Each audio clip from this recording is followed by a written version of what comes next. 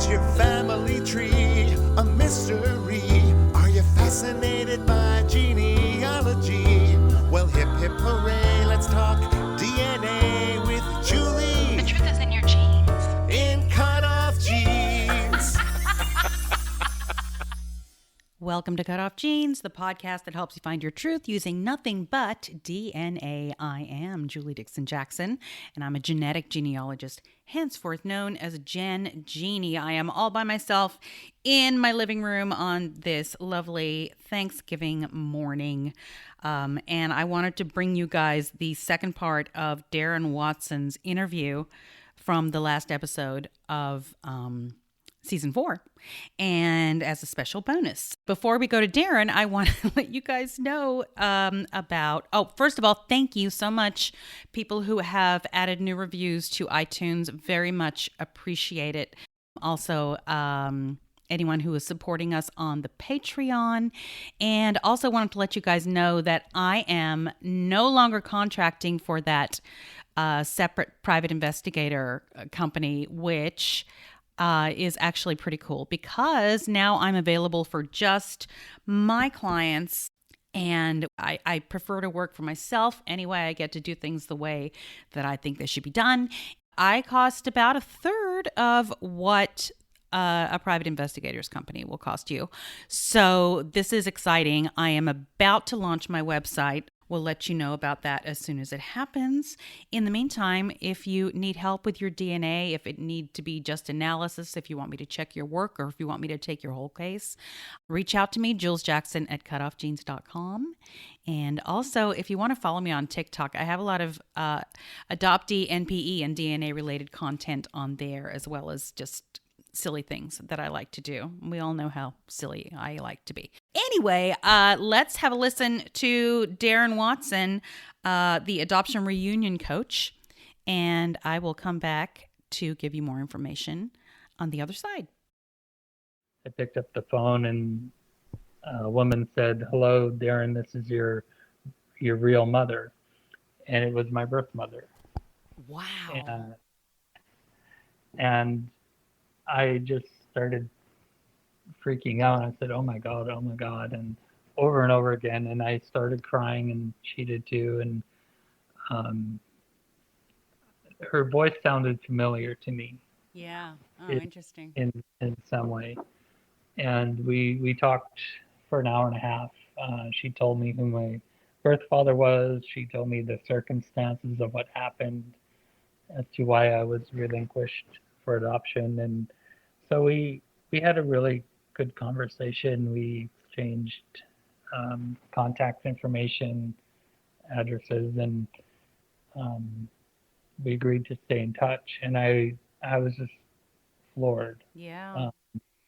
So what was the story? Who was the person that had seen, I guess, your information that knew to reach out to her? It was Roy Kading. He's an adoptee in Winnipeg. He's retired, and he called and left a message for one of my cousins, and he said, "I'm looking for the youngest of 3 sisters." Oh, okay. So they took the information that you already knew her name, so he knew what name he was looking for. I didn't know her name. Oh, you didn't? I did get identifying information, but it's not an actual birth certificate. Okay. But he left a message, and it was Thanksgiving weekend in Canada at that time. So when they came back to Hannah from another town where her husband's family was, and her niece was telling her, there's a guy named Roy looking for you, and he left this phone number, and she couldn't figure out why Roy was calling. And so on the way back to where they lived, it was about 2-hour drive, I think, and she said, oh my God, I know what it's my son. And their youngest son, my other brother, was driving at the time, and he didn't know about me. So my birth mother and had to tell him, and then when they got to back home, she called and we spoke for the first time. So that was a good first connect, right? Yeah, yeah. Okay. So tell me how things evolved from there. We started uh, writing letters and sending pictures. That I think it was that Friday or Saturday, I got a letter, an envelope with a long handwritten letter and a whole bunch of pictures and uh, descriptions on the back of the pictures, who they were, who was in the photos, and what time frame and stuff like that. That's amazing, isn't it? Yeah, Yeah. and I just kept looking at the photos all weekend at different points. It's kind of like a big adrenaline high. Yeah. I also can really relate to when you said that your mother's voice sounded familiar. I had that sensation too the first time I talked to my mother. Okay, Yeah. so we would write each other. We talked once or twice a week, and we didn't have email back then, so we would fax each other at work, which is kind of archaic now. That's funny. But um, as the weeks progressed, I started thinking, I really want to meet with her and meet my brothers, and so I suggested uh, that maybe I should come up there for Christmas and New Year's, Hmm. and she was open to the idea. She had to talk to the rest of the family about it, and I told my parents, and they were a little reluctant at first. But my mom, she agreed and accommodated it. So we had Christmas a few days early here with our family, and then I flew up to Calgary on December 21st, Okay. and my birth mother picked me up at the airport, and we met at in the lobby and hugged each other for the first time, and it was really amazing because I grew up watching a lot of talk shows that sometimes they would have reunions with a birth mother and an Right. adoptee, and I wanted to have that experience with her. Yeah. And we stayed at a hotel with adjoining rooms that night in Calgary, and then just to get to know each other. And then the next day, we drove back to the town where they lived, and I was really scared about the at one point meeting my brothers, and I curled up kind of in a ball, and she was driving, and I put my head on her lap, and I was just crying Oh, really? and grieving, and I don't know how long that lasted, but afterwards I felt some relief, and a lot of the nervousness went away, and so we got to the house, and I met my brothers and her husband, and my brothers were really excited to meet, and I think her husband was a bit apprehensive, a little bit nervous, Yeah. and I now I understand where he was coming from, because my birth mother and I had developed a strong connection over the couple of months since we had found each other, and I think she had spent a lot of her time and energy focused on me and not the family. Sure. So That that makes sense. usually I tell people in adoption that you might be wanted, but you're also a disruption to the existing family. So, so far, so good, right? Yeah, Okay. um, there was some tension during the visit initially, and when things would get tense, I would go to the spare room at the end of the hall where I was staying, and I would journal or meditate or call a friend and just kind of try to get centered again and give other people space. And in the city where they lived, we had mutual friends that my parents knew from Peace River from years ago, and they were away for holidays, but they gave me a spare key where I could go if needed Oh, for that's some nice. time out. Yeah. So I did go there for a couple of nights, Okay. and that was helpful. Yeah, I bet. I bet. All right. So that was in 1995, 6. Yes, 95, 90, beginning of 96. Okay. And have things changed? Yes, they changed. Let's get to that. They, Or I get to it any way you see fit. okay. Um, well, that summer we talked about going to meeting in British Columbia to go meet my grandparents because they lived in the Okanagan Valley, and I asked my birth mother to, try to make some plans, and it took almost 2 weeks, and I still had not heard anything back, and so I decided, okay, I journaled and prayed about it, and the message was to go ahead and make your plans. So I did book my flights, and after I did that, I told my birth mother, and she was not too happy about that, and it just felt devastating because in my mind I thought 2 week, 12 days to have a 10-minute conversation about booking vacation. That's how I perceived it, but Wait, go it back. didn't. What was she not happy about? That I booked the flight without Oh. talking to her first, Oh, okay. because in my mind I thought, if you've got almost 2 weeks to decide and you haven't, Yeah. something is wrong. Yeah.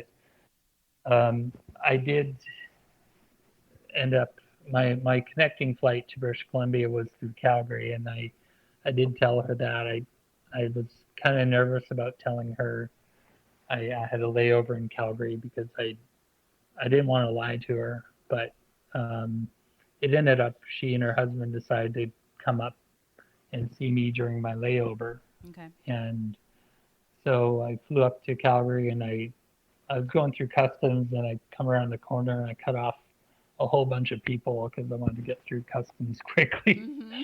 and I got some dirty looks from others, but so we had a picnic at a local park, and um, it was kind of surreal to see her again.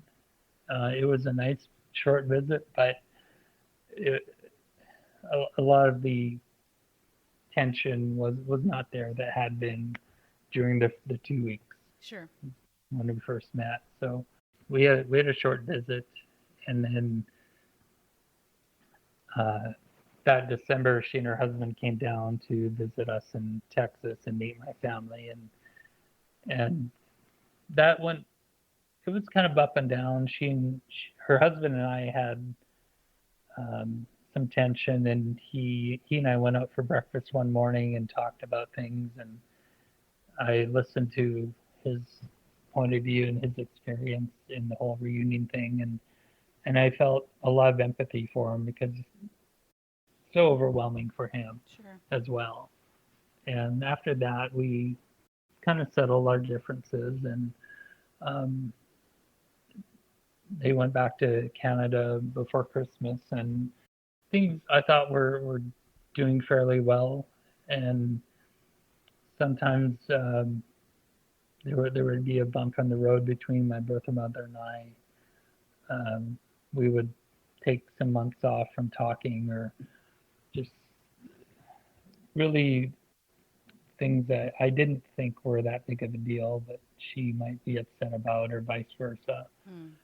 And I after our first reunion, I started going back to therapy. I found a new therapist a few months later, and um, he was not trained in adoption issues, but he was very good at helping me process feelings and look at things differently. Sure. And that was helpful. And unfortunately, my birth mother would not go to therapy because she said it was just too painful. And Mm. I think in the long run, that had a big detriment to our long-term relationship. Right. So Um, you said she was 15 when she had you? 16, she 16. just barely, yeah, she turned 16 a few weeks before. Okay. Probably a lot of trauma that she didn't feel comfortable accessing. Yeah, Is that what you yeah, think? I think that's a fair statement. Yeah. Um, she, when I was relinquished, she put on the adoption papers that she wanted me to know that I was adopted. Mm-hmm. Um, that was her desire. She didn't have control over that, but my parents always told me I was adopted. Mm-hmm. And for various reasons, she and her husband decided not to tell my brothers about me. Right. And so they didn't have any expectation or prior knowledge of me until I found them. They were 19 and 21 each, Mm-hmm. uh, and I was 25. So I, I wish he had told them, but there's nothing that can be done about that. And did her Um, husband know? he knew, yes, Okay. yeah. Well, that's good. Um, she said she didn't want to hurt his feelings, and that's why she didn't want to talk about it. But I think she was protecting herself as well. Sure. So I got engaged to my now wife in 2002, or pardon me, 2001, and our wedding was in 2002 in March, and she and her husband came down to our wedding with my son, and I thought things were going really well. And after that, I don't know what changed, but she would send me some weird angry letters, and at some Oh. point uh, she would want to break things off and say I give you up to God and say goodbye, and I would think, what is going on here? And so I'd write back and try to fix things between us. And I think over the 20 years of our reunion, she probably rejected me about 6 times. Wow. And um, just, That's a lot to deal with. yeah, in hindsight, it was. And it, I had written over the years, I'd written my birth father a couple of times, and so had she, but he never responded to me. And in the winter of 2009, I just decided I was gonna one day I wanted to contact my brothers, and I found Your paternal three. brothers? Yes, Okay. yes. I had three paternal brothers, and I looked on Facebook and I picked one of them to contact. I don't know why, but I sent him a friend request, and he wrote back and asked how we knew each other. So I got nervous, but I explained in a message who my birth mother was and that her father hooked up with her, and um, I was adopted. And so my brother Aaron, he accepted my friend request, and a couple days later he said, well, there's some weird things that have happened in this family, and this isn't beyond the reality of possibility. Sure. So we started communicating on Facebook, and then a couple years later, I was in Calgary or in Red Deer, Alberta, which is between Edmonton and Calgary, and I met him and his wife at the time, and we met, and then I drove him back to the family farm, and we spent 3 hours together, and it was really amazing because I found someone that thinks like me, Yeah. and like we went to get some food in a fast food drive-through, and he said, "So how do you want to do this? Do you want to buy the food and I get the gas, or vice versa?" And I'm like, "Oh my God, that's how I think." Well, that's nice. And yeah, and like this is so cool. Yeah. And I love it.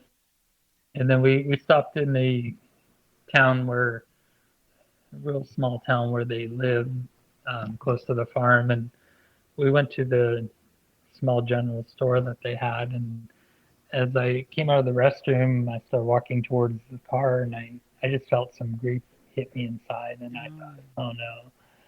So we opened the car doors, and I knelt beside the driver's seat, and I said, I need a minute, and I just started crying, and Aaron said, it's okay. I don't know what you're going through, but you know, it's all right. Well, he sounds amazing. Yeah, he is. He has a lot of compassion, and after a couple minutes, I let the grief go through me, and we were okay, and drove back to the farm, and I said goodbye to him, and it was a really amazing experience to meet him. Yeah. And then a few years back in 2015, I was in Canada. It was my son's 25th birthday, so I went up there for his birthday, and then um, I met with Aaron, and then his mother wanted to meet me. So Oh. I was nervous, but I said okay. So I went to her house. She was in the process of moving, and I met her and her sister, and her sister was married to my paternal uncle, Oh, wow.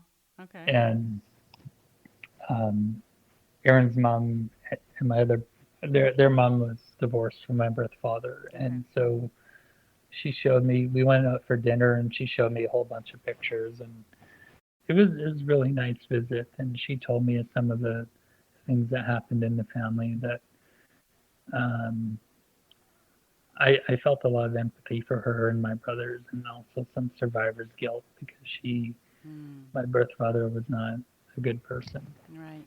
A couple days later, I got a message that my uncle wanted to meet me, and so I was driving to their house, uh, and I was about a quarter mile away from the house around the corner, and I just felt this huge amount of fear and grief hit me, and Yeah.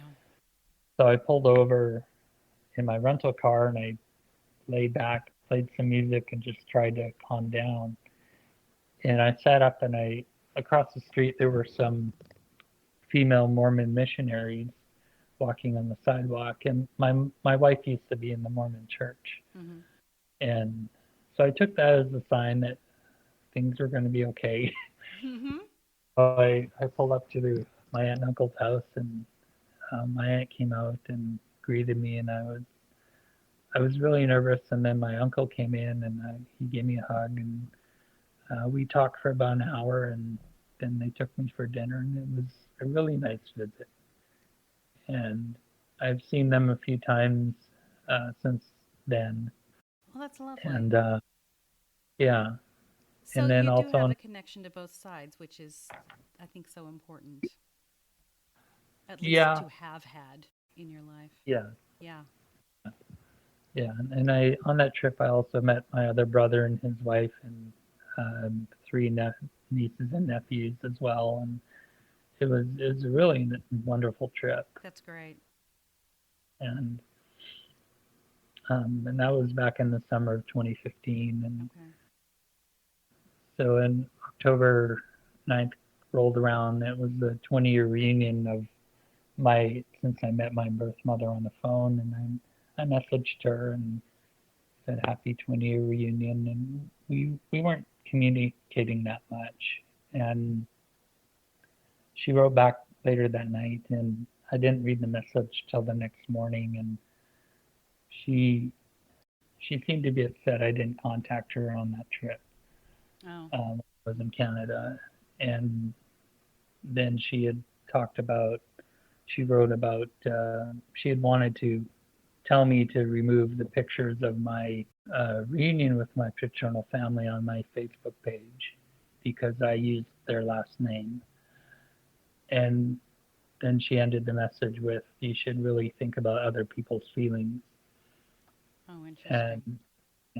and that was a Saturday morning. And in the past, I used to, she would do kind of gaslight me and say things like that. I would respond immediately, but this time I didn't reply. I told my wife what the message was, and I called a friend of mine who's an adoptee and talked to him, and so I waited till Monday to reply to her, and I said, you know what, I'm 45 years old. I'm not 5, and I don't need your permission to post about my reunion with my family my Facebook page. Right. And because she and my birth father are third cousins. So I don't know if she's still a lot of shame and stuff, but I basically said, okay, I'm done. I don't want contact with you anymore. Leave me and my wife alone. And a couple weeks later, she called when we were in British Columbia visiting my grandma. And I didn't pick up the phone and let it go to voicemail. And after a couple hours, I just deleted the message. I didn't listen to it. Oh, you didn't even listen to it. Wow. No, I didn't want that energy Yeah. when I was there visiting my grandma. She was in her mid 90s at the time, and I just decided I don't need to engage with my birth mother. And it's been about 6 years since that happened, and I've had no contact with her directly. Okay. What do you take away from that as to why she was so difficult and why the best thing to do was to break contact with her? Because when she would send me these letters or emails that were very angry or accusatory, it would really throw me for a loop for 2 or 3 days emotionally, or she would try to reject me again. And I just decided, and it had been a long time coming, but I just realized I'm not going to gain anything emotionally staying in contact with her anymore. Mm-hmm. And if I want to have peace and serenity in this, I can't control her, but I can control my environment and what I do Right. to engage with her or not. And it wasn't an easy decision, but I think it was the healthiest decision for me. Yeah, it sounds like it. When you said that your parents were cousins, were they first cousins? My birth parents were third cousins. Oh, okay. No, no, there's not a lot of shame in that, as far as I can tell.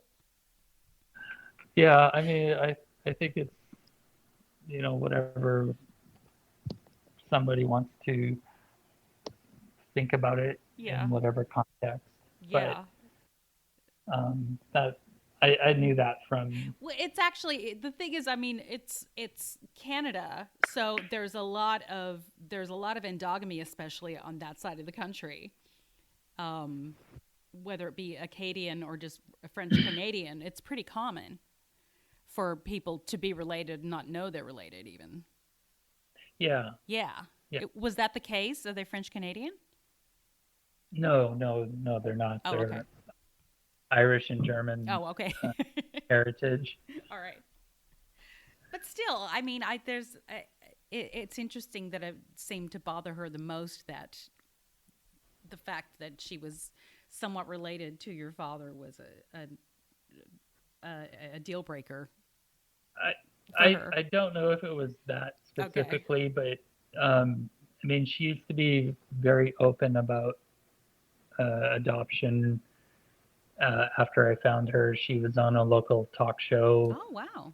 and talked about it. She did a article in the local newspaper. Uh, so, Interesting. but probably about 10 years ago,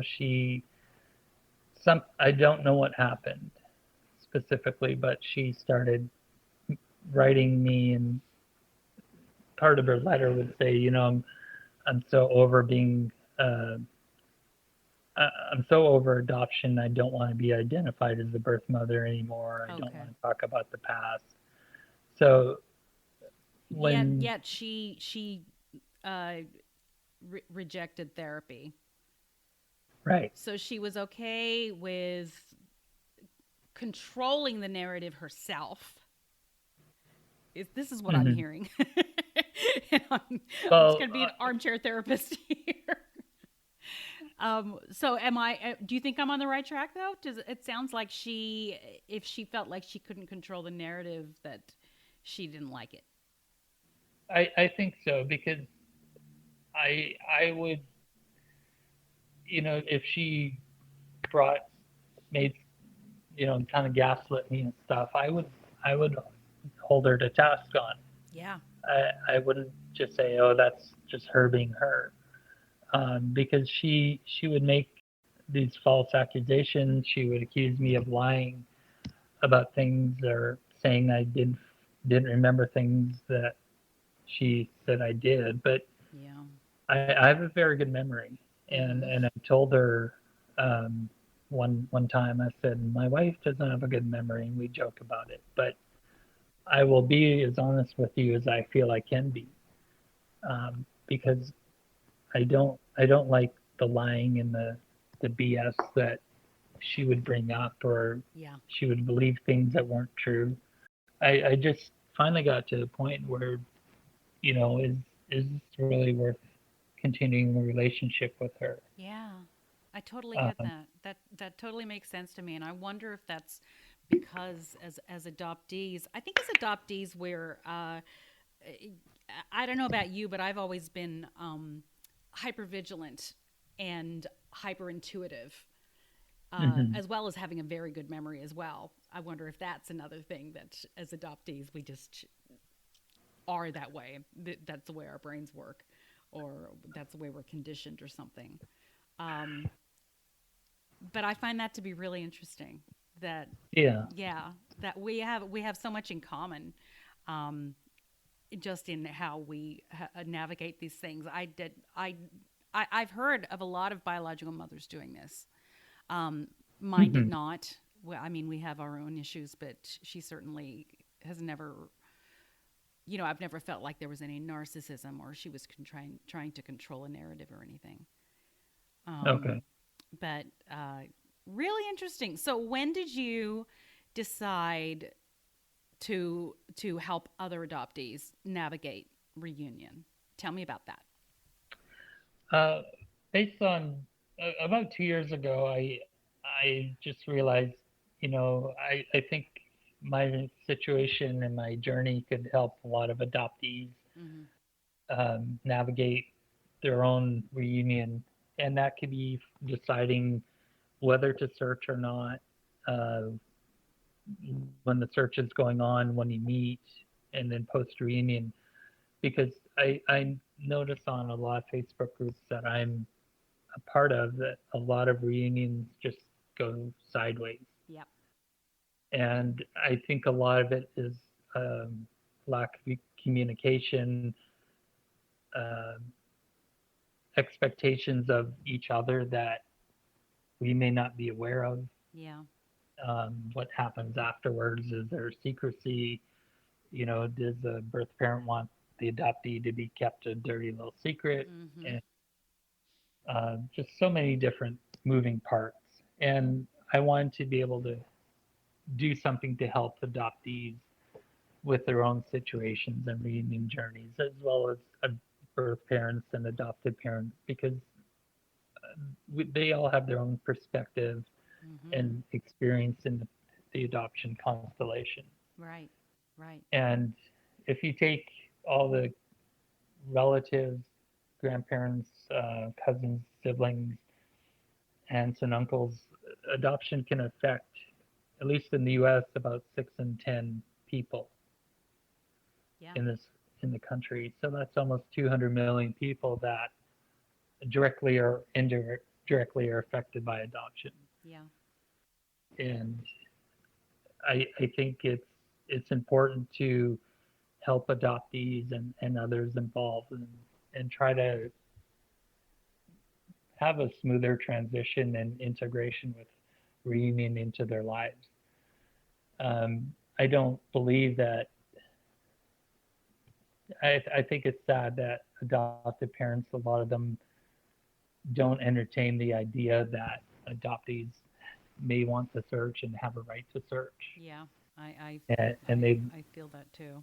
And I think society, um, that's kind of what society dictates, and it kind of goes to the whole ungrateful adoptee narrative that shouldn't be a thing, but seems to Mhm. be, right?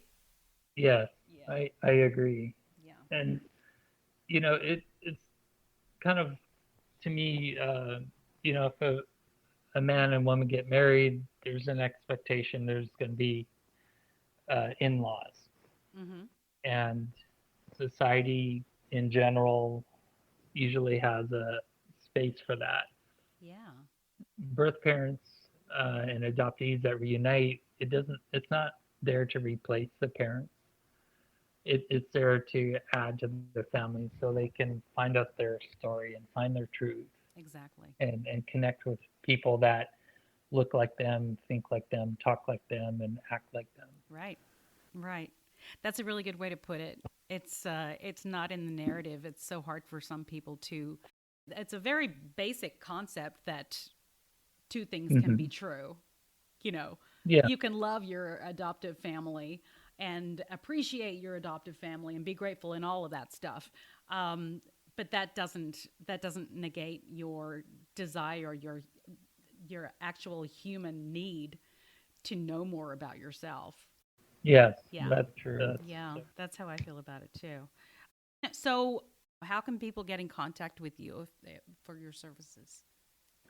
Um, I I have a website, adoptionreunioncoaching.com, Yeah. and people can email me, Daryn, Daryn, at adoptionreunioncoaching.com. And I'm also on Facebook, and I have a blog on Facebook and Instagram called The Adoptee Mind. So if anybody wants to reach out to me on Facebook or Instagram or by email, I do offer a free discovery call to talk about what the situation is with the adoptee or anyone else involved in the adoption constellation. And then I usually have coaching packages that I offer to clients, and it's it's not therapy. It's kind of moving forward from your starting point now to where you want to be, Yeah. uh, as a sign of growth for yourself moving forward. Well, Thank Daryn, you. thank you so much for talking to me. I think it was really important to talk with you because I think this aspect of adoption reunion is so overlooked, and I think it's such an important part of, as you said, the adoption constellation. So I really appreciate you talking to me and giving us your insight and telling me and us your experience. I really appreciate you having me on your show and interviewing me. I think it's important that adoptees get help and resources, and be able to share their story. And I'm really thankful you reached out to me. Okay, thank you so much, Daryn, for that conversation. I thought it was really important to include this content because in the media, what we see are the happy, shiny outcomes of every single adoption reunion, and it's really a fallacy. It's not always that way. It is certainly sometimes, but I think it's important that everybody be as informed as possible on all sides of the triad or the constellation, as Daryn says. Thank you, Daryn, so much. Hey, guys, happy Thanksgiving. We will see you in December for season 5. In the meantime, have a good one, you guys. I look forward to seeing you soon. Drop me a line if need be. Love talking to you guys. The truth is in your genes.